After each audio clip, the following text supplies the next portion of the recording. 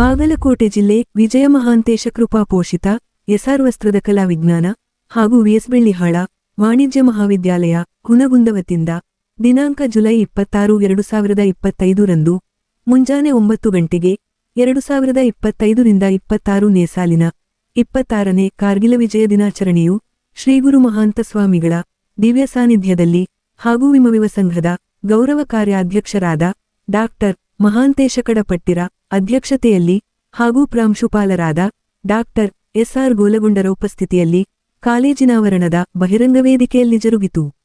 ಈ ಕಾರ್ಯಕ್ರಮದಲ್ಲಿ ಪ್ರಾಂಶುಪಾಲರಾದ ಎಸ್ಆರ್ ಗೋಲಗುಂಡರು ತಮ್ಮುಪಸ್ಥಿತಿ ಮತ್ತು ಪ್ರಾಸ್ತಾವಿಕ ಪರ ಹಾಗೂ ಕಾಲೇಜಿನ ಸಂಯೋಜಕರು ಮತ್ತು ವಿಸ್ತರಣಾ ಸೇವೆಗಳ ಮುಖ್ಯಸ್ಥರಾದ ಎಸ್ಬಿ ಚಳಗೇರಿರು ಅತಿಥಿಗಳ ಪರಿಚಯ ಪರ ಹಾಗೂ ಮಾಜಿ ಸೈನಿಕರಾದ ಪರಪ್ಪೈಂ ಅಥಣಿರು ಮುಖ್ಯಾತಿಥಿಗಳ ಪರ ಹಾಗೂ ಸಂಘದ ಗೌರವ ಕಾರ್ಯದರ್ಶಿಗಳಾದ ಡಾಕ್ಟರ್ ಮಹಾಂತೇಶರು ಅಧ್ಯಕ್ಷೀಯ ಪರ ಹಾಗೂ ಶ್ರೀಗಳು ಆಶೀರ್ವಚನ ಪರ ಮಾತನಾಡಿ ಶತ್ರುರಾಷ್ಟ್ರ ಪಾಕಿಸ್ತಾನದ ವಿರುದ್ಧ ನಮ್ಮ ರಾಷ್ಟ್ರದ ಸೈನಿಕರು -53 ಡಿಗ್ರಿ ಉಷ್ಣಾಂಶದ ಮೈಕೊರೆಯುವ ಚಳಿಯಲ್ಲಿ ಅತಿ ಎತ್ತರದ ಕಡಿದಾದ ಗುಡ್ಡ ಪ್ರದೇಶದಲ್ಲಿ ಪ್ರಜಾಪ್ರಭುತ್ವದಲ್ಲಿ ವಿಶ್ವಾಸವಿಡದ ಸೈನಿಕ ಸರ್ವಾಧಿಕಾರದ ಶತ್ರುರಾಷ್ಟ್ರ ಪಾಕಿಸ್ತಾನದ ಸರ್ವಾಧಿಕಾರಿಗಳಾದ ಜುಲ್ಫಿಕಾರ್ ಅಲಿ ಭುಟ್ಟೋ, ಅಯೂಬ್ ಖಾನ, ಪರ್ವೇಜ ಮುಷರಫ ಸೇರಿ ಇತರೆ ಸರ್ವಾಧಿಕಾರಿಗಳು ಪ್ರಜಾಪ್ರಭುತ್ವದ ಮೂಲಕ ಆಯ್ಕೆಯಾದ ಪ್ರಧಾನಿಗಳಿಗೆ ಸೆರೆಮನೆಗೆ ತಳ್ಳುವುದೇ ಕಾಯಕ ಮಾಡಿಕೊಂಡು ವಿಶ್ವಾಸದ್ರೋಹಿ ಪಾಕಿಸ್ತಾನ ಮೋಸ,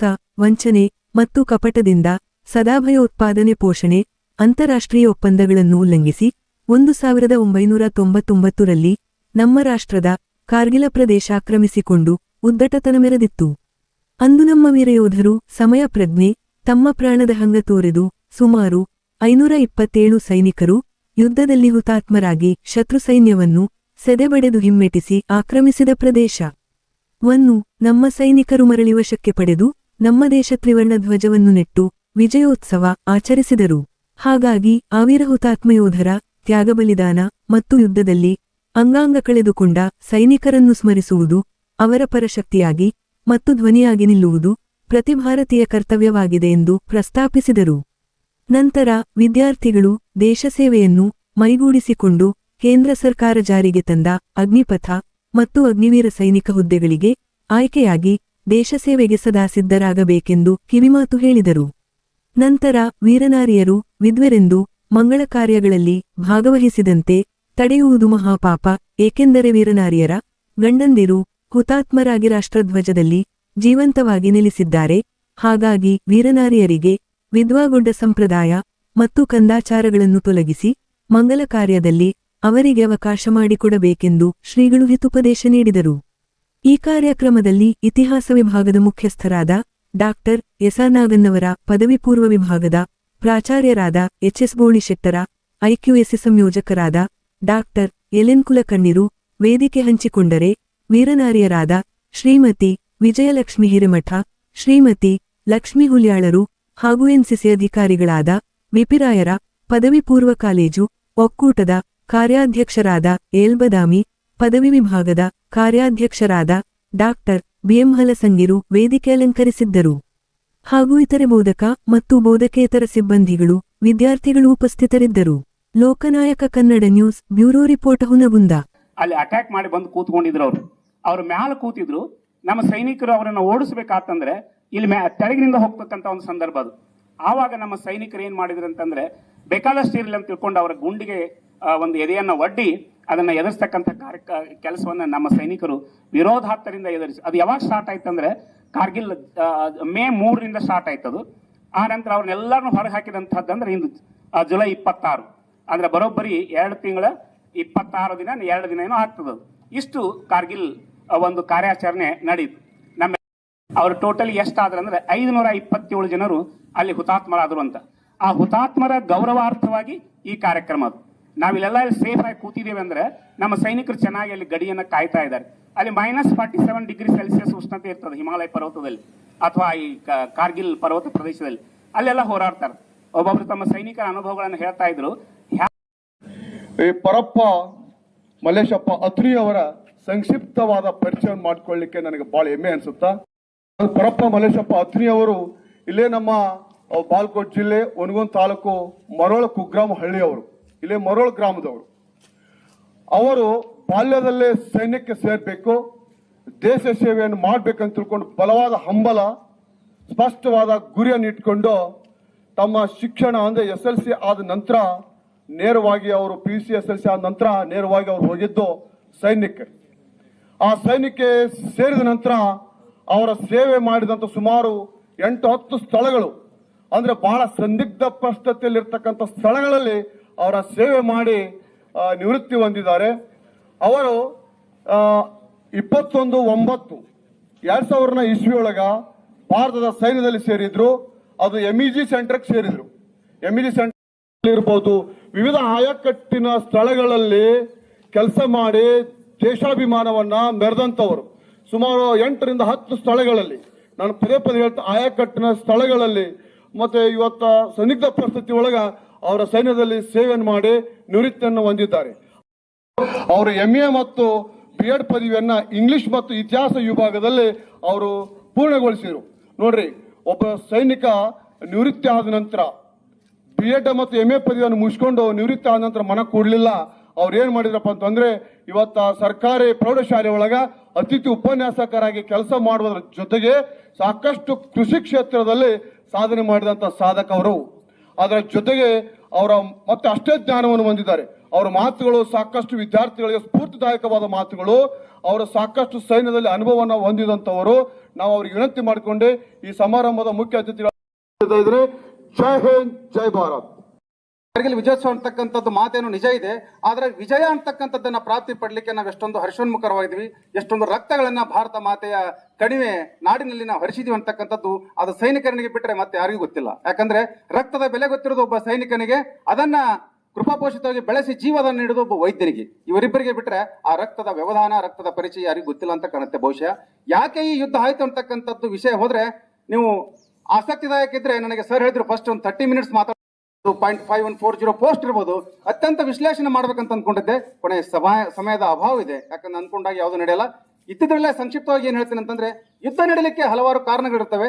ಒಂದು ಆಪರೇಷನ್ ಅಂತ ಕರಿತೀವಿ. ಆಪರೇಷನ್ ಅಂದ್ರೆ ವೈದ್ಯರು ಮಾಡ್ತಕ್ಕಂಥ ಆಪರೇಷನ್ ಅಲ್ಲ. ಯಾಕಂತಂದ್ರ ವೈದ್ಯರು ಮಾಡ್ತಕ್ಕಂಥದ್ದು ಆಪರೇಷನ್ ನಮ್ಮ ದೇಹದೊಳಗಾದ್ರೆ, ಸೈನಿಕರು ಮಾಡ್ತಕ್ಕಂಥ ಆಪರೇಷನ್ ಯಾವ ರೀತಿ ಇರ್ತದೆ ಅಂತಂದ್ರೆ, ದೇಶದ ಇಕ್ಕಟ್ಟಿನ ಪರಿಸ್ಥಿತಿಗೆ ಯಾರಾದ್ರೂ ಉಗ್ರವಾದಿಗಳಾಗಲಿ ಭಯೋತ್ಪಾದಕರಾಗಲಿ ನಮ್ಮ ದೇಶಕ್ಕೆ ಕೆಟ್ಟ ಹೆಸರನ್ನು ತರ್ತಕ್ಕಂತಹ ಕೃತ್ಯಗಳನ್ನ ಎಸಗಿದ್ರೆ ಅವರ ವಿರುದ್ಧವಾಗಿ ನಾವೇನು ಚಟುವಟಿಕೆಗಳನ್ನು ಕೈಗೊಳ್ತೀವಲ್ಲ ಅದಕ್ಕೆ ನಾವು ಆಪರೇಷನ್ ಅಂತ ಹೇಳ್ತೀವಿ. ಹಾಗಾದ್ರೆ ಯುದ್ಧ ಅಂದ್ರೆ ಏನಂತಂದ್ರೆ, ನೆರೆ ರಾಷ್ಟ್ರಗಳು ನಮ್ಮ ದೇಶದ ಮೇಲೆ ಆಕ್ರಮಣ ಮಾಡಿ ದೇಶಕ್ಕೆ ಹಾನಿಯನ್ನು ಉಂಟು ಮಾಡುವಾಗ ನಾವು ಸುಮ್ಮನೆ ಕೈ ಕಟ್ಟು ಕುಳಿತಲಾಗದೆ ಅವರ ಮೇಲೆ ಆಕ್ರಮಣ ಎಸಗಿ ನಮ್ಮ ದೇಶವನ್ನು ಸಂರಕ್ಷಿಸಿಕೊಳ್ಳಿಕ್ಕೆ ನಾವು ಪ್ರಯತ್ನ ಪಡ್ತೀವಲ್ಲ, ಅದು ಯುದ್ಧ ಅಂತೀವಿ. ಯುದ್ಧಕ್ಕೂ ಆಪರೇಷನ್ಗೂ ವ್ಯತ್ಯಾಸ ಇದೆ, ತಮಗೆ ಗೊತ್ತಿರಲಿ. ಆಪರೇಷನ್ ವಿಜಯ್ ಅಂತಕ್ಕಂಥದ್ದು ಪ್ರಥಮವಾಗಿ ಆಪರೇಷನ್ ಸಫೇದ್ ಸಾಗರ್ ಅಂತಕ್ಕಂಥ ಮೂಲಕ ನಡೀತು. ಯಾಕಂದ್ರೆ 1999ರಲ್ಲಿ ಕಾರ್ಗಿಲ್ ವಿಜಯೋತ್ಸವವನ್ನು ಪ್ರಾಪ್ತಿಗೊಳ್ಬೇಕಾದ್ರೆ ಅಲ್ಲಿ ಯಾವ ರೀತಿ ಒಂದು ಸಂಬಂಧ ಇದೆ ಅಂದ್ರೆ, ಪಾಕಿಸ್ತಾನ ಮತ್ತು ಭಾರತ ಯಾವ ರೀತಿ ಇತ್ತು ಅಂತಂದ್ರೆ, ಚಳಿಗಾಲದಲ್ಲಿ -50 ಡಿಗ್ರಿ ಇರ್ತದೆ. ಉಗುಳು ಸಹಿತ ಭೂಮಿಗೆ ಸ್ಪರ್ಶೋಗಕ್ಕಿಂತ ಮುಂಚೆ ಅದು ಮಂಜುಗಡ್ಡೆಯಾಗಿ ಪರಿವರ್ತನೆ ಅಂತಕ್ಕಂಥ ಮಾತನ್ನ ಹೇಳಿಕ್ಕೆ ಇಷ್ಟಪಡ್ತೀನಿ. ಇವಾಗ ನಮ್ಮ ಗೋಳ್ಗೊಂಡ್ ಸರ್ ಬಹಳ ಚೆನ್ನಾಗಿ ಹೇಳಿದ್ರು, ನಾವು ಉಷ್ಣವನ್ನ ಕ್ರಿಯೇಟ್ ಮಾಡ್ಕೊಳ್ಳಿಕ್ಕೆ ಯಾವ ರೀತಿ ಅಂದ್ರೆ, ನಾವು ಹೆಚ್ಚಾಗಿ ಸೇಕ್ ಹ್ಯಾಂಡ್ ಕೊಡಕ್ ಆಗ್ತಿರಲ್ಲ. ಯಾಕಂದ್ರೆ ಕೈಗೆಲ್ಲ ಗ್ಲೌಸ್ ಹಾಕೊಂತ ಇದ್ವಿ, ನಮ್ಮ ಕಣ್ಣುಗಳು ಮಾತ್ರ ಕಾಣ್ತಿದ್ವು. ಕಣ್ಣುಗಳು ಸಹಿತ ಸ್ನೋ ಗಾಗಲ್ ಅಂತ ಹಾಕ್ತಾ ಇದ್ವಿ. ಒಂದು ವೇಳೆ ಏನಾದ್ರೂ ಸ್ನೋ ನಮ್ಮ ಕಣ್ಣಿಗೆ ಬಿದ್ರೆ ನಮ್ಮ ಕಣ್ಣೆ ನಾಶ ಆಗುವಂತ ಪರಿಸ್ಥಿತಿ ಇದೆ. ಅದು ಬರ್ಫ್ ಏನಿದೆಲ್ಲ ಅದು ಒಪ್ಪಂದ ಇತ್ತು. ಏನು ನಮ್ಮ ವಿಶ್ವಸಂಸ್ಥೆಯ ಅಂಗೀಕಾರದ ಮೇಲೆ ಏನು 3 ತಿಂಗಳ ಖಾಲಿ ಮಾಡಬೇಕು, ಅದನ್ನ ಯಾರು ಆಕ್ರಮಣ ಮಾಡುವಂಗಿಲ್ಲ ಅಂತ. ಹಾಗಿದ್ದ ಬರಬೇಕಾದ್ರೆ ಮದ್ದುಗುಂಡುಗಳನ್ನ ಜೊತೆಗೆ ರೇಷನ್ ಅನ್ನ ಸಹಿತ ಆ ಬಂಕರ್ ಅಂತಕ್ಕಂಥದ್ದಲ್ಲಿ ಇಡ್ತಿದ್ವಿ. ಅದನ್ನ ಯಾಕಂತಂದ್ರೆ ವಾಪಸ್ 3 ತಿಂಗಳು ಆದ್ಮೇಲೆ ಹೋಗ್ಲಿಕ್ಕೆ, ನಮ್ಗೆ ಹೋದ ತಕ್ಷಣ ಉಪಯೋಗ ಮಾಡ್ಕೊಳ್ಳಿಕ್ಕೆ. ಅಲ್ಲಿ ನೀವು ಎಷ್ಟು ತಿಂಗಳು ಇಟ್ಟರು ಡೀಪ್ ಫ್ರಿಜರ್ ಬೇಕಾಗಿಲ್ಲ, ಯಾವುದು ಬೇಕಾಗಿಲ್ಲ, automatic climate weather deep freezer ಆಗಿರ್ತದೆ ಅಲ್ಲಿ. ಹಾಗಿದ್ದಾಗ ನಾವು ಹೋದ ತಕ್ಷಣ ಉಪಯೋಗ ಮಾಡ್ಬೇಕಂತಾನೆ ಇಟ್ಟಿರ್ತಿದ್ವಲ್ಲ. ಇದನ್ನೇ ಗಮನಿಸಿಕೊಂಡು ಅಂದಿನ ಪಾಕಿಸ್ತಾನ ಸರ್ವಾಧಿಕಾರಿ ಸೇನಾ ನಾಯಕ ಜನರಲ್ ಪರ್ವೇಜ್ ಮುಷರಫ್ ಇದ್ರು. ಅವತ್ತಿನ ಪಾಕಿಸ್ತಾನದ ಪ್ರಧಾನಮಂತ್ರಿ ನವಾಜ್ ಶರೀಫ್ ಅವರಿದ್ರು. ಅವತ್ತು ನಮ್ಮ ಭಾರತದ ಪ್ರಧಾನಮಂತ್ರಿ ಕವಿಹೃದಯದ ಸದೃಢ ಮನುಷ್ಯ ಯಾರಂತಂದ್ರೆ ಅಟಲ್ ಬಿಹಾರಿ ವಾಜಪೇಯಿ ಅವರು ಭಾರತದ ಪ್ರಧಾನಮಂತ್ರಿಗಳಾಗಿದ್ರು. ಎಷ್ಟೊಂದು ಸೂಕ್ಷ್ಮ ಸ್ವಭಾವದವರಂದ್ರ ಅವರು ಮೂಲತಃ ಏನು ನವೆಂಬರ್ 15ರಲ್ಲಿ ಏನು ಅಮೆರಿಕದ ನ್ಯೂಯಾರ್ಕ್ ನಲ್ಲಿ ಅಂದಿನ ಪ್ರಧಾನಿಗಳಾಗಿರ್ತಕ್ಕಂಥ ನವಾಜ್ ಶರೀಫ್ ಅವರು, ಪಾಕಿಸ್ತಾನದ ನವಾಜ್ ಶರೀಫ್ ಅವರು ಭಾರತದ ಪ್ರಧಾನಮಂತ್ರಿ ಅಟಲ್ ಬಿಹಾರಿ ವಾಜಪೇಯಿ ಅವರು ನ್ಯೂಯಾರ್ಕ್ ನಲ್ಲಿ ಭೇಟಿ ಆಗ್ತಾರೆ. ಏನಂತಂದ್ರ ಅಲ್ಲಿ ಒಂದು ಉತ್ತಮ ಬಾಂಧವ್ಯದ ಮೊಳಕೆ ಹೊಡಿತಾ ಇದೆ. ಇನ್ನೇನು ಭಾರತ ಮತ್ತು ಪಾಕಿಸ್ತಾನದ ಮಧ್ಯೆ ಅನೇಕ ಟ್ರೈನ್ ಇರಬಹುದು, ಬಸ್ ವ್ಯವಸ್ಥೆ ಕಲ್ಪಿಸೋಣ ಅಂತಕ್ಕಂಥ ವ್ಯವಸ್ಥೆ ಆಗಲ್ಲ. ನಾವು ಸುಲಭವಾಗಿ ಪಾಕಿಸ್ತಾನವನ್ನ ನಾವೇನ್ ಮಾಡಬೇಕು, ಕಾಶ್ಮೀರವರೆಗೆ ವಿಸ್ತರಿಸಿಕೊಂಡು ನಮ್ಮದೇ ಅಂತಕ್ಕಂಥ ಘೋಷ ಕೂಗಬೇಕಂತ ಅವ್ರು ಅನ್ಕೊಂಡ್ರು. ಆಕ್ಚುಲಿ ಅದು ಹುಚ್ಚು ಭ್ರಮೆ. ಯಾಕಂತಂದ್ರೆ ನಾನು ಪಾಕಿಸ್ತಾನದಲ್ಲಿ ಹೀರೋ ಆಗಿಬಿಡ್ತೀನಿ, ದೇವರು ಆಗಿಬಿಡ್ತೀನಿ ಅಂತಕ್ಕಂತಹ ವ್ಯಕ್ತಿ ಜನರಲ್ ಪರ್ವೇಜ್ ಮುಷರಫ್ ಅವರಿಗೆ ಗೊತ್ತಿಲ್ಲ ಭಾರತ ಯಾವ ರೀತಿ ಇತ್ತು ಅಂತಕ್ಕಂಥದ್ದು. ಇದು 1969, 1961, 71 ಭಾರತ ಅಲ್ಲ, ಇದು 2001-2 ಮುನ್ನುಗ್ಗುವ ಭಾರತ ಅಂತಕ್ಕಂಥ ಅವನಿಗೆ ಗೊತ್ತಿರಲಿಲ್ಲ. ಇವತ್ತಿನ ಮಿತಿಗೆ ಅಂತೂ ಅದು ಬೇಡ. ನೀವು ತಡವಾಗಿ ನೋಡಿದ್ರಿ ಸ್ಟ್ರೈಕ್ ಎಲ್ಲ ಯಾವ ರೀತಿ ಆಗ್ತದೆ ಅಂತ. 18ರಿಂದ 19,000 ಮೀಟರ್, 18ರಿಂದ 19,000 ಮೀಟರ್ ಅಂದ್ರೆ 18-19 ಕಿಲೋಮೀಟರ್ ಎತ್ತರದಲ್ಲಿರ್ತಕ್ಕಂತಹ ಗುಡ್ಡ ಟೋಲೋಲಿಂಗ್ ಪಾಯಿಂಟ್ 5140 ಅಂತಕ್ಕಂತಹ ಪೋಸ್ಟ್ ಮೇಲೆ ಕುತ್ಕೊಂಡ್ಬಿಟ್ರೆ ನಾವು ಬರ್ತಕ್ಕಂತಹ ಭಾರತೀಯ ಸೈನಿಕರನ್ನ ಅವರು ಆರಾಮ್ಸೆ ಗುಂಡು ಮದ್ದು ಹೊಡೆಯುದಲ್ಲ, ಅಲ್ಲಿರ್ತಕ್ಕಂಥ ಬಂಡೆಗನ್ನೇ ಉಳಿಸ್ಬಿಟ್ರೆ ಸಾಕು, ನಮ್ಮ ದೇಶದ ಸೈನಿಕರು ಆ ಗುಡ್ಡವನ್ನು ಹತ್ತಲಿಕ್ಕೆ ಆಗೋದೇ ಇಲ್ಲ. ಹಾಗಿದ್ದಾಗ ಸರಾಗವಾಗಿ ಅವರು ಭಾರತೀಯರನ್ನ ಸೋಲಿಸಿ NH-1A ಅಂತಕ್ಕಂಥದ್ದು ಹೆದ್ದಾರಿಯನ್ನು ಅವರು ಕಬ್ಜಾ ಮಾಡ್ಕೊಂಡ್ಬಿಟ್ರೆ, ಅವ್ರು ಅಕ್ಯುಪೈಡ್ ಮಾಡ್ಕೊಂಡ್ಬಿಟ್ರೆ, ಮುಂದೆ ಲೇ ಲಡಾಖ್ ಗ್ಲೇಷಿಯರ್ ಸಿಯಾಚಿನ್ ಹೋಗ್ತಕ್ಕಂಥ ಮಾರ್ಗವನ್ನು ಆರಾಮ್ಸೆ ನಾವು ಕಟ್ ಮಾಡ್ಬೋದು. ಅಲ್ಲಿರ್ತಕ್ಕಂಥ ಸೈನಿಕರನ್ನ ಯುದ್ಧ ಮಾಡೋದು ಬೇಡ, ಅವರನ್ನು ಉಪವಾಸನೆ ಸಾಯಿಸಿ ನಾವು ಗೆಲುವು ಸಾಧಿಸಬೇಕಂತಕ್ಕಂಥ ಹುಚ್ಚು ಭ್ರಮೆಗೊಳಗೊಂಡ ಪಾಕಿಸ್ತಾನ ನುಚ್ಚಾಗಿ ಬಡಿಸಿಕೊಂಡಿದ್ದು ಅವರಿಗೆ ಇಂದಿಗೂ ಸಹಿತ ನೆನಪಿದೆ. ಅದಕ್ಕಾಗಿ ಸಮಯದ ಅಭಾವ ಇದೆ. ಈ ವಸ್ತ್ರದ ಕಾಲೇಜಿನಲ್ಲಿ ಓದ್ತಕ್ಕಂಥ ವಿದ್ಯಾರ್ಥಿಗಳು ಭಾಗ್ಯಶಾಲಿಗಳು. ಯಾಕಂದ್ರೆ ನೀವು ಕುಳಿತಿರ್ತಕ್ಕಂಥ ಒಂದು ಶಿಸ್ತಿನ ವಿಚಾರ ಆಗಿರ್ಬೋದು, ಇಲ್ಲಿ ನಡೀತಿರ್ತಕ್ಕಂಥ ಪ್ರತಿಯೊಂದು ಚಟುವಟಿಕೆ ವಿಸ್ತಾರವಾಗಿರ್ಬೋದು. ನಾನು ನಿಮಗೊಂದು ಮಾತು ಹೇಳಕ್ಕೆ ಇಷ್ಟಪಡ್ತೀನಿ. ನಿಮ್ಮಂತ ಭಾಗ್ಯಶಾಲಿಗಳಿಗೆ ಇವತ್ತಿನ ಕೇಂದ್ರ ಸರ್ಕಾರ ಏನು ಮಾಡಿದೆ ಅಂತಂದ್ರೆ ಅಗ್ನಿವೀರ ಅಂತಕ್ಕಂಥ ಒಂದು ಯೋಜನೆಯನ್ನು ಕಂಡುಕೊಂಡು ಬಂದಿದೆ. ಯಾವ್ದ್ರಿ? ಅಗ್ನಿವೀರ ಅಂದ್ರೆ ಏನು? ಅಗ್ನಿವೀರನಲ್ಲಿ ಅಗ್ನಿ ಹೊಂದಿದೆ. ಯಾಕಂತಂದ್ರೆ 17 ವರ್ಷ 5 ತಿಂಗಳಿಂದ ಅಥವಾ 15 ವರ್ಷ 6 ತಿಂಗಳಿಂದ 21 ವರ್ಷದ ಒಳಗಿನ ವ್ಯಕ್ತಿಗಳಿಗೆ ನಮ್ಮ ಸೇನೆ ತರಬೇತಿ ಕೊಟ್ಟು ಸೈನಿಕನನ್ನಾಗಿ ಮಾಡ್ತದೆ. 4 ವರ್ಷ ತರಬೇತಿ ತಮಗೆ ಕೊಡ್ತದೆ ಸಂಪೂರ್ಣವಾಗಿ. ಯಾಕಂತಂದ್ರೆ ಇವತ್ತು ಹುಣಗುಂದನ್ನು ಕಾಪಾಡಲಿಕ್ಕೆ ಹುಣಗುಂದ ಮೇಲೆ ಅಟ್ಯಾಕ್ ಆದ್ರೆ ಹುಣಗುಂದಲ್ಲಿ ಹಬ್ಬ ಬಂದ್ರೆ 300 ಜನ ಮಾಜಿ ಸೈನಿಕರಿದ್ದೀವಿ. ಹೊರಗಿನ ಒಂದು ಯುವಕರಿಗೆ ಅಗ್ನಿವೀರ ಅಂತಕ್ಕಂಥ ಯೋಜನೆಯನ್ನು ತೆಗೆದುಕೊಂಡು ಬಂದಿದೆ. ತಾವೆಲ್ಲರೂ NCC ಮಾಡ್ತಾ ಇದ್ದೀರಿ. ಎದೆಗುಂದದೆ ಧೈರ್ಯಶಾಲಿಯಾಗಿ ಭಾರತ ಮಾತೆ ಸೇವೆ ಸಲ್ಲಿಸಲಿಕ್ಕೆ ತಾವು ತಮ್ಮ ಅಳಿಲು ಸೇವೆಯನ್ನು ಸಲ್ಲಿಸಬೇಕು. ಅದರಲ್ಲಿ ಸಮರ್ಥರಾದ್ರೆ ಮತ್ತೆ ನೀವು ಕಾಯಂ ಆಗಿ ಉಳಿತೀರಿ. ಅಸಮರ್ಥರಾಗಿದ್ದಲ್ಲಿ ತಾವು ಹೊರಗೆ ಬಂದು ನಾಡಿನ ಇತರ ಇಲಾಖೆಗಳಲ್ಲಿ ತಾವು ಸೇವೆ ಸಲ್ಲಿಸಲಿಕ್ಕೆ ಅವಕಾಶ ನೀಡ್ತಾ ಇದೆ. ಇದರಲ್ಲಿ ಏನಂತಂದ್ರೆ ಒಂದು ವೈಯಕ್ತಿಕ ನಿಚ್ಚಳವಾಗಿ ತಮ್ಮ ಋಣ ಮಂದಿರದಲ್ಲಿ ಸ್ಮರಿಸ್ತಾ ಇರಬೇಕು. ಮುಂದಿನ ಯುವ ಪೀಳಿಗೆಗೆ ತಾವು ಸಹಿತ ನಾಂದಿಯಾಗಬೇಕಂತಕ್ಕಂಥ ವಿಷಯವನ್ನ ಇಲ್ಲಿ ವ್ಯಕ್ತಪಡಿಸ್ತಾ ಇವತ್ತಿನ ಕಾರ್ಗಿಲ್ ವಿಜಯೋತ್ಸವ ಏನಿದೆ ಅಲ್ಲ, ಇದು ಜುಲೈ 26 ಅಲ್ಲ, ಪ್ರತಿದಿನ ನಮ್ಮ ಮೈಯಲ್ಲಿ ಒಂದು ಅಗ್ನಿ ಅಂತಕ್ಕಂಥದ್ದು ಹೊರಹೊಮ್ಮಿ ದೇಶದ ಜಾಗರೂಕತೆಗೆ ಯಾರಾದರೂ ಅಜಾಗರೂಕತೆಯಿಂದ ಏನಾದರೂ ನಷ್ಟ ಮಾಡಿಸಲು ಬಂದಲ್ಲಿ ಅವರನ್ನು ಯಾವ ರೀತಿ ಹೊಡೆದೋಡಿಸಬೇಕಂತಕ್ಕಂತಹ ವ್ಯಕ್ತಿತ್ವ ನಮ್ಮಲ್ಲಿ ರೂಪಿಸಿಕೊಳ್ಬೇಕು. ಭಾರತ್ ಮಾತಾ ಕಿ ಜೈ, ಭಾರತ್ ಮಾತಾ ಕಿ ಜೈ, ಭಾರತ್ ಮಾತಾ ಕಿ ಜೈ. ಜೈ ಹಿಂದ್. ಹಾವಾಡಿಗರ ದೇಶ, ಬುಡಬುಡಕರ ದೇಶ ಅಂತಿದ್ರು. ಇವತ್ತು ಭಾರತ ಹಂಗ ಉಳಿದಿಲ್ಲ. ಭಾರತ ವಿಶ್ವದಾದ್ಯಂತ ಮುಂದೆ ಕರೆದು ನಿಂದಿರಿಸುವಂತ ಒಂದು ದೇಶವಾಗಿ ಹೊರಹೊಮ್ಮೈತೆ. ನಾವೆಲ್ಲ ಈ ಅಪಾಯಿಂಟು, ಆಮೇಲೆ ಸ್ಪೇಸ್ ಟೆಕ್ನಾಲಜಿ, ನ್ಯೂಕ್ಲಿಯರ್ ಟೆಕ್ನಾಲಜಿ, ಆಮೇಲೆ ಸಾಫ್ಟ್ವೇರ್ ಇಂಜಿನಿಯರಿಂಗ್ ಎಲ್ಲದರಲ್ಲೂ ನಾವು ಮುಂಚೂಣಿಯಲ್ಲಿ ಬಂದಿದ್ದೀವಿ. ಹೆಲ್ತ್ ಬಗ್ಗೆ, ಆಮೇಲೆ ಇವನ್ ರಿಸರ್ಚಸ್ನು ನಮ್ಮಲ್ಲೇ ನಾವು ಕೋವಿಡ್ ಅಲ್ಲಿ ವ್ಯಾಕ್ಸಿನ್ ಕಂಡುಹಿಡಿಯುವಂತ ಒಂದು ಅಷ್ಟು ಮಟ್ಟಿಗೆ ನಮ್ಮ ಸೈಂಟಿಸ್ಟ್ಗಳನ್ನು ಕೆಲಸ ಮಾಡುವಂತ ಪ್ರತಿಭೆಗಳಿದ್ದಾರೆ. ಮೊನ್ನೆ ನಡೆದಂತ ಆಪರೇಷನ್ ಸಿಂಧೂರಲ್ಲೇ ತೋರಿಸ್ಕೊಟ್ಟಿದೀವಿ. ಜಗತ್ತು ನಾವು ಮಾಡಿದ ಯುದ್ಧ, ನಾವೇನ್ ಪಾಕಿಸ್ತಾನದ ಒಳಗೆ ಹೋಗ್ಲಿಲ್ಲ, ಏನಿಲ್ಲ, ಇಲ್ಲೇ ಕುಂತನ ಅವ್ರನ್ನೆಲ್ಲ ಡಿಸ್ಟ್ರಾಯ್ ಮಾಡಿದ್ವಲ್ಲ. ಅದಕ್ಕೆ ಇಡೀ ಜಗತ್ತೇ ನಿಬ್ಬೆರಸಂಗಾಯ್ತು. ಅವರು ನಮಗೆ ಶರಣಾಗತ ಆದ ರೀತಿಯಲ್ಲಿ ಇದ್ ಮಾಡಿದ್ರು. ಅಗ್ನಿಪಥ್ ಸ್ಕೀಮ್ ಇಂದ ನಮ್ಮ ಅಟ್ಲೀಸ್ಟ್ ಒಂದು ನಮ್ಮ ಜೀವನದಲ್ಲಿ ಒಂದು ಡಿಸಿಪ್ಲಿನ್ ನಾವು ಡೆವಲಪ್ ಮಾಡ್ಕೊಂತೀವಿ ಅನ್ನೋದು. ಜೋಳ ವಾಳಿಯವ ನಾನಲ್ಲ, ವೇಳ ವಾಳಿಯವ ನಾನಯ್ಯ. ಅವರು ಧರ್ಮ ರಕ್ಷಣೆಯನ್ನ ಮಾಡಕ ಆ ಕಾಲದಲ್ಲೇ ಹೆಂಗ್ ಹೋರಾಡಿದ್ರು ಅಂತಂದ್ರ, ಜೋಳ ವಾಳಿಯವ ನಾನಲ್ಲ, ವೇಳ ವಾಳಿಯವ ನಾನಯ್ಯ, ಹಾಳುಗೆಟ್ಟು ಬಿಟ್ಟೋಡುವ ಆಳು ನಾನಲ್ಲವಯ್ಯ, ಕೇಳು ಕೂಡಲ ಸಂಗಮ ದೇವ, ಮರಣ ಮಹಾನವಮಿ ಎಂದೆ ಅಂತ ಹೇಳ್ತಾರೆ. ಜೋಳ ವಾಳಿಯವ ನಾನಲ್ಲ ಅಂತಂದ್ರೆ ಈ ಜೋಳಕ್ ಮೊದಲೆಲ್ಲ ಜೋಳಕ್ಕೆ ಇದಕ್ಕೆ ಕೆಲಸ ಮಾಡೋಂಥವ್ರಿದ್ರು. ಜೋಳ ಈಗ ನಾ ಕಮಾಂಡೋಸ್ ಅಂತ ಏನ್ ಕರಿತೀವಲ್ಲ, ಅಂತ ಆ ಇದನ್ನ ಹೊಂದಿದಂತವನ ಅಂತಂದ್ರ.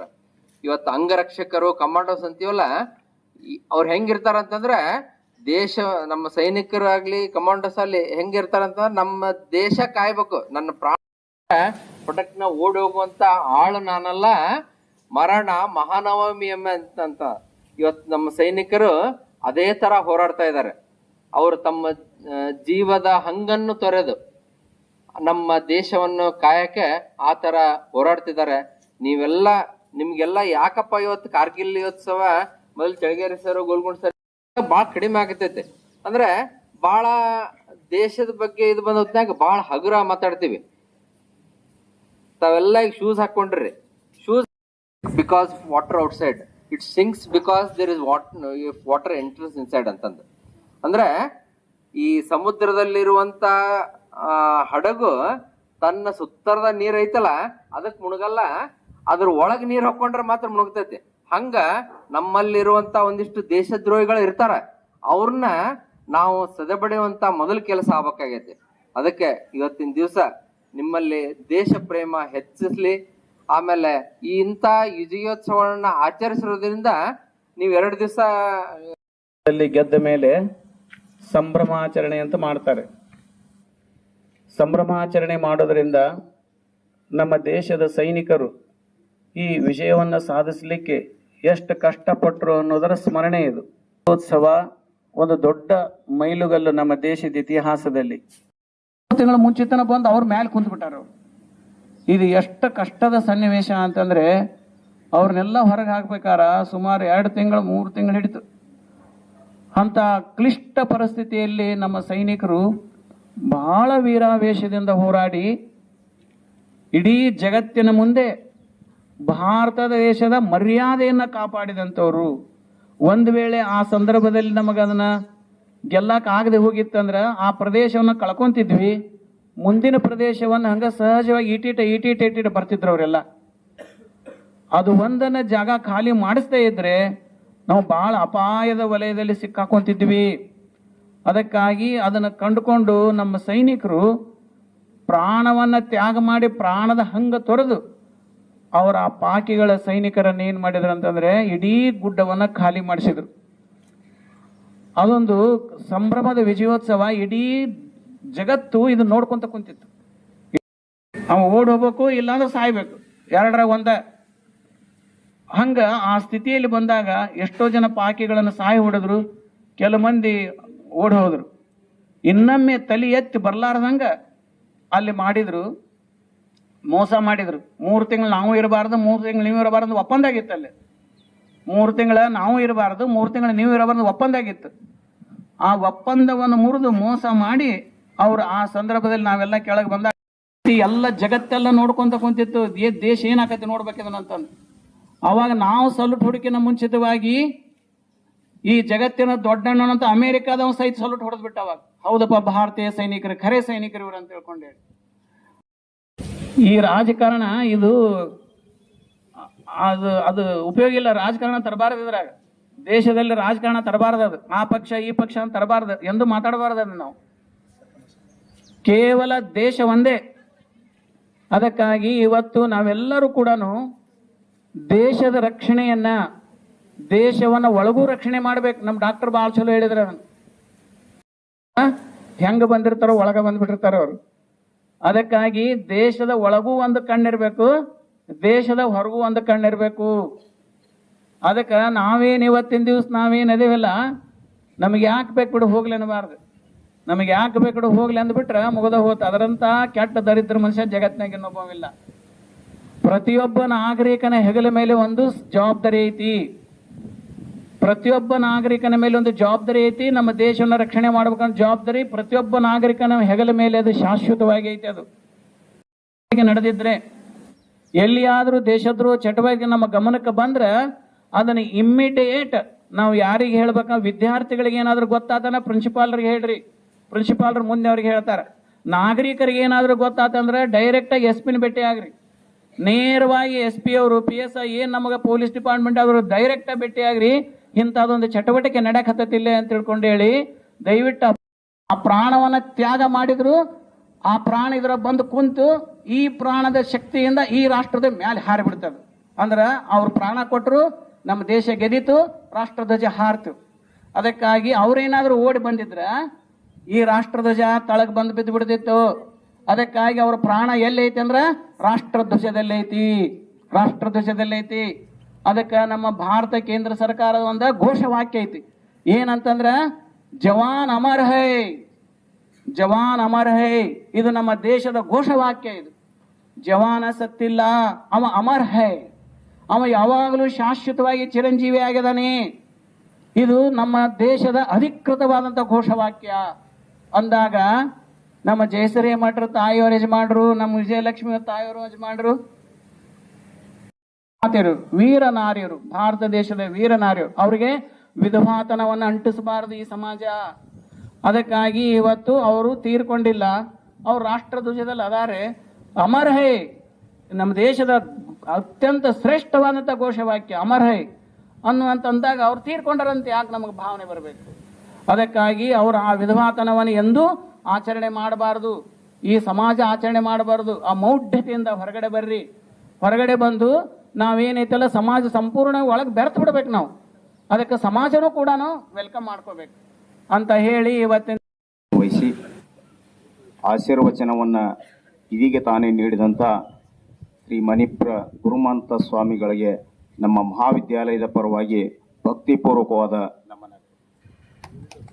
ಗುರುಮಹಂತ ಶ್ರೀಗಳವರು ಸನ್ಮಾನಿಸಬೇಕು ಅಂತ ಕೇಳ್ಕೊಳ್ತಾ ಇದ್ದೀನಿ.